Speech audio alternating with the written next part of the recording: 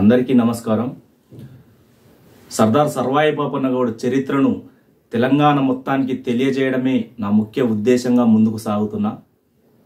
సర్దార్ సర్వాయి పాపన్న గౌడ్ చేసిన పోరాటాలను తెలంగాణ ప్రజానికానికి ప్రతి ఒక్కరికి తెలియజేయడానికి నేను ముందుకొచ్చిన. అసలు బహుజన రాజ్యాధికారం దిశగా సర్దార్ సర్వాయి పాపన్న గౌడ్ ముందుకు వెళ్ళిండు.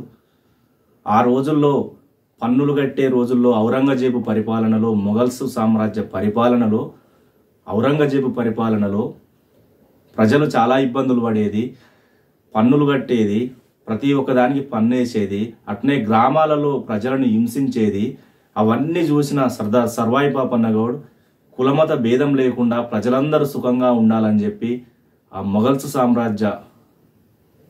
మొఘల్స్ సామ్రాజ్యానికి ఔరంగజేబుకు ఎదురు తిరిగిండు. ఇట్లనే రోజువారీగా ఆ గ్రామాలలో పన్నులు వసూలు చేయడానికి వచ్చే ఆ సైనికులు అక్కడ పన్నులు వసూలు చేసినాక కూడా సర్దార్ సర్వాయి పాపన్న గౌడ్ అప్పుడు కళ్ళు గీసేవాడు. అక్కడ అతని దగ్గర పన్నులు వసూలు చేసినాక కూడా ఉచితంగా కళ్ళు తాగి వాళ్ళకు డబ్బులు ఇవ్వకుండా వెళ్ళేవారు. అట్లా రోజు చూసేరు. అరే, మనం పన్నులు కడుతున్నాం, దాంతోపాటు ఈ ఔరంగజేబు సైనికులు మనకు పన్నులు తీసుకుంటారు, అట్లాగే తాగిన కళ్ళుకు డబ్బులు ఇవ్వకుండా వెళ్తున్నారని ఒకరోజు అతని స్నేహితులతో కలిసి, రకరకాల కులాలకు చెందిన స్నేహితులు అతనికి స్నేహితులుగా ఉండేవాళ్ళు, వాళ్ళందరూ ఒకసారి తిరగబడ్డారు. మీకు మేము పన్నులు కడుతున్నాం, అయినా కూడా మీరు మా దగ్గర ఉన్న కళ్ళును ఉచితంగా డబ్బులు ఇవ్వకుండా తాగి వెళ్తున్నారు, ఇది ఎక్కడి న్యాయం అని ప్రశ్నించి అక్కడ గీసకత్తితోటి అతన్ని ఎదురు తిరగడం జరిగింది.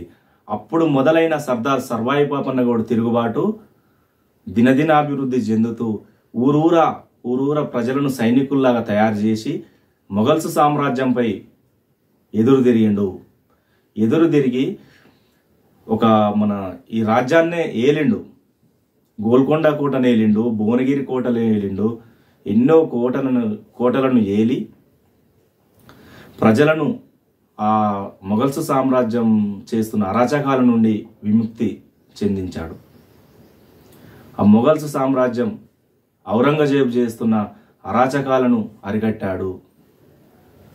కులమత భేదం లేకుండా ఈ రాష్ట్రంలో ప్రజలందరూ సుఖంగా ఉండాలని చెప్పి అతను సొంత స్వార్థం కోసం కాదు కదా, ప్రజల కోసమే బహుజన రాజ్యాధికారం దిశగా వెళ్ళి పోరాటం చేసిన సర్దార్ సర్వాయి పాపన్న గౌడ్ చరిత్రను అందరూ తెలుసుకోవాలి.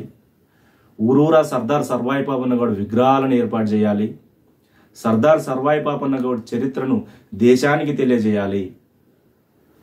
అతని కుటుంబం కోసం, అతని స్వార్థం కోసం చేసిన పోరాటం కాదు కదా. ప్రజలు ఆ ఔరంగజేబు పరిపాలన నుండి ఎన్నో కష్టాలు పడుతుంటే వాళ్ళందరినీ విముక్తి చేసి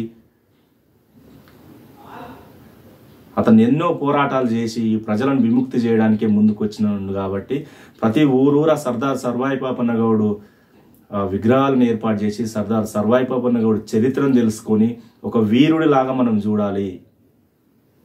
ఓకే, ప్రతిరోజు నేను సర్దార్ సర్వాయి పాపన్న గౌడ్ చరిత్రను మీకు తెలియజేస్తూ, అతను చేసిన పోరాటాలను తెలియజేస్తూ మనమందరం పాపన్న గౌడ్ను తెలుసుకోవాలని కోరుకుంటున్నాను.